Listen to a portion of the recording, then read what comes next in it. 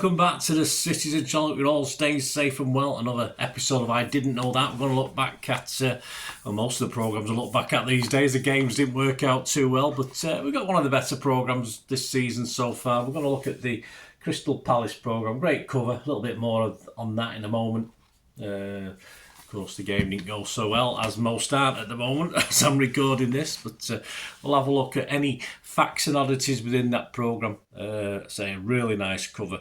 I'll have the story behind that in a moment. £3.50, which is nicely priced for a London programme as well. For any football programme at the moment, they're all at least £4 for a compact 80 pages. Yeah, a lot of space in the words, so it's not too wordy, but some nice content, some nice history as well, which, you know, well, if you watch my vlogs, you know I'm into anyway.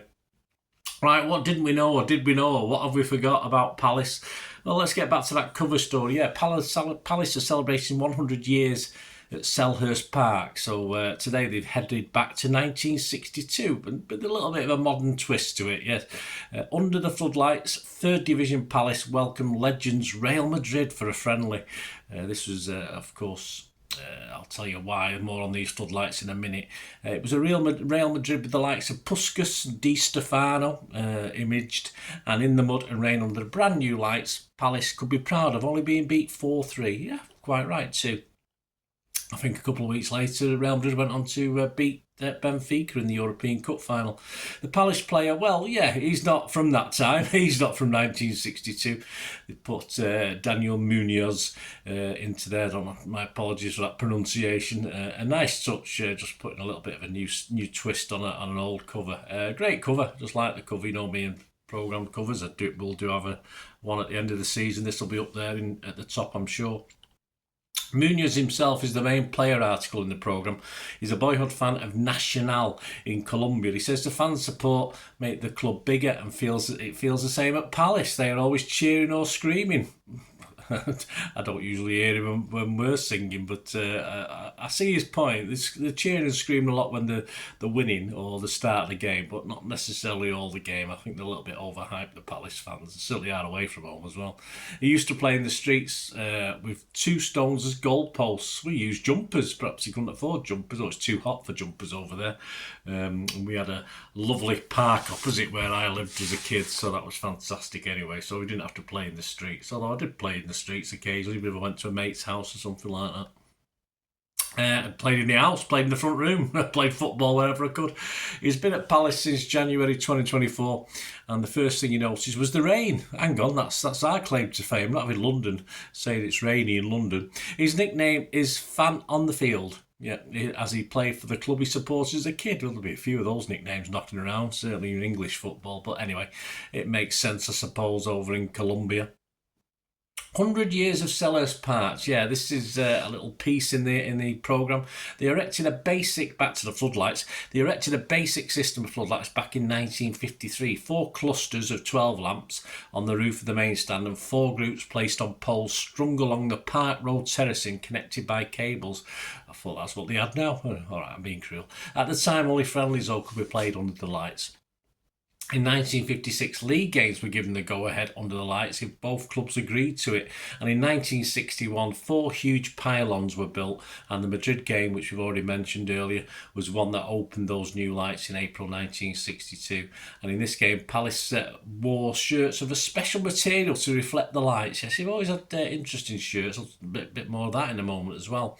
Lights were improved in the early 70s and repositioned in 1980 and removed in 1993, and the original 4 had all gone by 1995. Ian King from Palace picks his finest players in each Palace position. He's been doing this all season. So far, he's got keepers John Jackson and Nigel Martin. He's got right backs Paul Hinshelwood and Joel Ward. He's got left backs Kenny Sampson and Richard Shaw. And he's got a centre back Mel Blythe. And today, he's got to pick another centre back. And he's picked a guy called Jim Cannon, who you may have heard of. But yeah, he had a connection with City. He is the actual Palace club's record appearance maker. In 1969, he had a trial with City, but Palace's scout nipped him before City had made a decision. We differed a bit on him. He would make his debut in front of new manager Malcolm Allison, Allison being Allison's switch cannon to left back, but new manager Terry Venables soon stuck him back as centre half. Well, Allison wouldn't be Allison otherwise, would he? He made 660 appearances, his last in May 1988. What about Palace and City? Well, their greatest games, no surprise, are not particularly our greatest games. They go back to Christmas 2018, City 2, Palace 3. We'll talk about that in a minute, that bloody Andros Townsend guy. Pep's 200th game in charge of City ended City 0, Palace 2. A Laporte red in that one, and Gallagher late celebrations. That's just something about that lad that I never liked. And Christmas chaos, City 2, Palace 2, of course, 2-0 up, and we fucked it up, didn't we, that one? Anyway, that's their three greatest games, not so much ours. There's a Lerma versus Nunes comparison. Interesting. Lerma's played 138 times to Nunes' 63. Lerma's only managed 3 assists to Nunes' 5. Passes per match, Lerma does do a bit better on that, but then again, he probably sees a lot more of the ball than Nunes would in our setup. 44.12 he averages to Nunes' 26.62. And he's slightly better Lerma on tackle success, but Pep doesn't do tackling, does he? So no surprise there either. 61% to Nunes' 58%, which I think is all right. From the archives covers in more detail the 22nd of December 2018 3-2 win for Palace at the Etihad. And what we'll do, we'll just have a quick look at, in a moment before we finish, at Roy Hodgson's thoughts before the game about how he was going to handle City, of course, who'd literally, were dominating, just had the 100-point season, of course. So I'll have a quick look at that. Not so much a match report, but Roy Hodgson's thoughts before the game. I thought that was quite interesting. What about City? Anything they can tell us that I forgot or I lost? Well, their dream 5 for City. Not a bad 5-a-side team, this. In goal, Bert Trautmann. Centre-back, Vincent Kompany. Central midfield of David Silva and KDB. And up top, Sergio Aguero. Yeah, I think that could win a few Daily Express 5-a-side trophies, couldn't it, that one? Kit's story. Yes, I did mention kits before, didn't I? And okay, we're going to take critique on kits. I suppose Palace are the ones to give it, because they do produce some pretty nifty gear, don't they? And they always have done since the 60s and 70s. So, I think if they're going to criticise our kits and give us the best and worst, we have to take note, really, don't we? And they got us the best. I'm not saying I agree wholeheartedly. The 97-98 Kappa top with Brother on the front. We were, of course, apparently I'm not too sure if I knew this, but we were the second European trophy winners to actually be relegated to the third tier. I'm not sure who the first ones were. I'd have to look that up. But we looked good in it, didn't we? Despite it being laser blue, don't forget as well. But that's more Palace's blue as well, so perhaps that's why they like it. But hey, it was a good kit. The 84-85 Umbro red and black stripes. Well, the red and black stripes, he's always going to get me every time. And that Phillips just sat right, didn't it, on the front of it.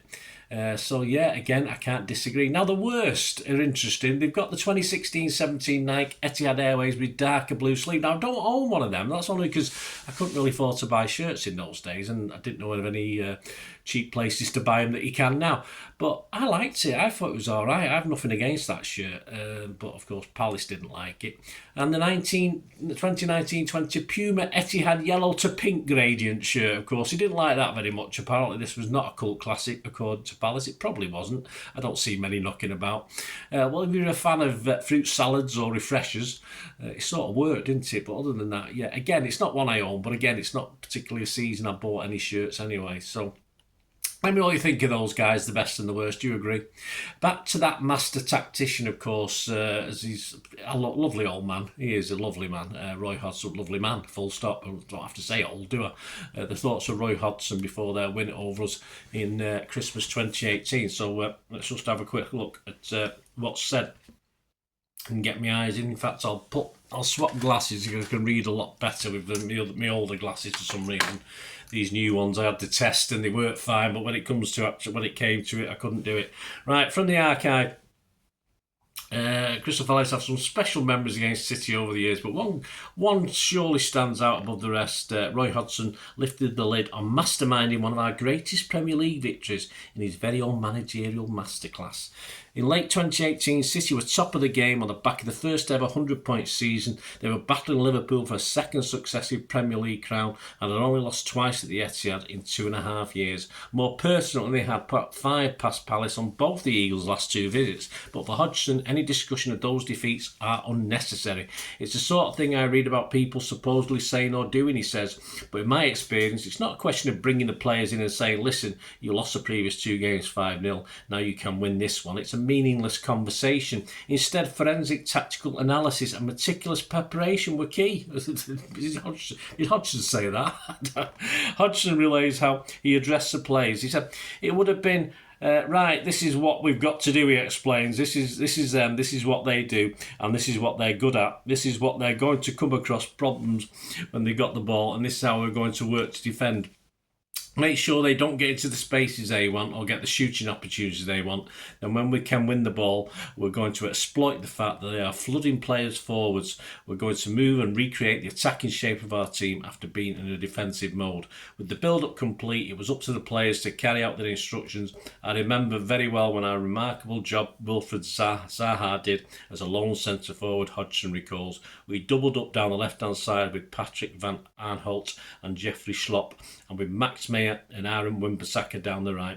Andros Townsend dropped in behind Wilf to boost our midfield enough so we didn't get outnumbered and players weren't drawn out of position.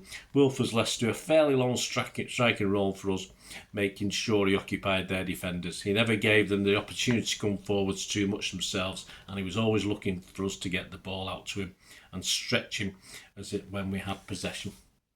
There you go. So just a brief little excerpt there from Roy Hodgson's thoughts. And yeah, I mean, you don't dwell. I mean, if you've been stuffed by a team, even in the same season, if you've been stuffed by a team, you're sort of not going to dwell too much on it. You just, every game starts 0-0. Every game starts 11 versus 11. And as a manager, you may tweak things from what happened. I mean, if you get beat 5-0, then you really look deep into the game, don't you? So, yeah, I mean, Roy Hodgson, just a lovely man, wasn't he? And, of course, he celebrated a 3-2 victory that day over us. And we all of us that were there will certainly remember that Townsend goal, which has sort of received plaudits over the years from Palace and non-Palace people, for goal awards and stuff. I think it was, is it the Puskas award? I think they had they have a goal award, don't they? He didn't win it, but it was obviously high up the list. Anyway, there you go, guys. Hope you enjoyed this little I didn't know that. I'll look at Crystal Palace versus City. I love a great cover. Yeah, I mean, Cities are okay covers or good covers, but Palace, there's been one or two, hasn't there? I think Brighton is another one that at the end of the season, of course, I do a top cover thing, so I'm sure we'll come back to this 1962 homage for Palace there. Hope you enjoyed this. Anyway, guys, let me know your memories. Any memories you've got of going to Palace. Horrible place to go. It is a horrible place. And depending where you stand, it can be a horrible place to watch a match as well. But let me know your thoughts. Hope you enjoyed it. Please stay tuned, guys, if you can, just for a minute or two, if you want to get information on my socials and way of keeping in touch with me. And, of course, just ways to support the channel. If you like what I try and do, it's always very, very welcome. I hope you enjoyed the feature, and yeah, if you can support me through the subscription, if you can subscribe, guys, that'd be wonderful if you've not already done so. We do actually have memberships at the moment, just 99p a month, so you get access to all my City stuff, including all the history vlogs, dozens and dozens not been published yet that you get immediate access to, and every time I do a edit and do a vlog, you get immediate access to it as well. So you can have a copy of scripts as well if you want any hard copy of the sort of things I do on matches and teams and managers and players, etc, etc. So if you can join the membership, that'd be wonderful. We do have sponsors at the moment. Piat 6505 are our current sponsors. They have a little eBay shop, so if you check in the comments section, there's a link there to the shop. They sell movie posters from the 90s and 2000s. They sell DVDs, some classic Hollywood movies, some classic foreign language ones. And if you do see anything you fancy on there, if you do place an order, just mention me, just say Bernard sent you, and you automatically get 10% reduction in the cost of your order. So fill your boots, guys, and my thanks to Piat 6505. And yeah, if you want to support the channel just by watching the ads, that helps. Watch the ads, let them play through while you just have to check your phone or something, let it play out. And of course, if you follow any of the links, that always works as well. If you follow a link to one of the ads and you fancy something, I've done it myself. I've follow the link and actually purchase something from another organisation. But you know, it can happen. It can happen. Not all ads are stuff you're not interested in. And of course, if you can give us a like, guys, that would be absolutely fantastic. All likes are much appreciated. Anyway, thanks for watching. Until the next time, of course, I only ever ask one thing, don't I? Please, I ask you all to stay safe, especially you Blues. Until the next time, come on, City. Bye for now.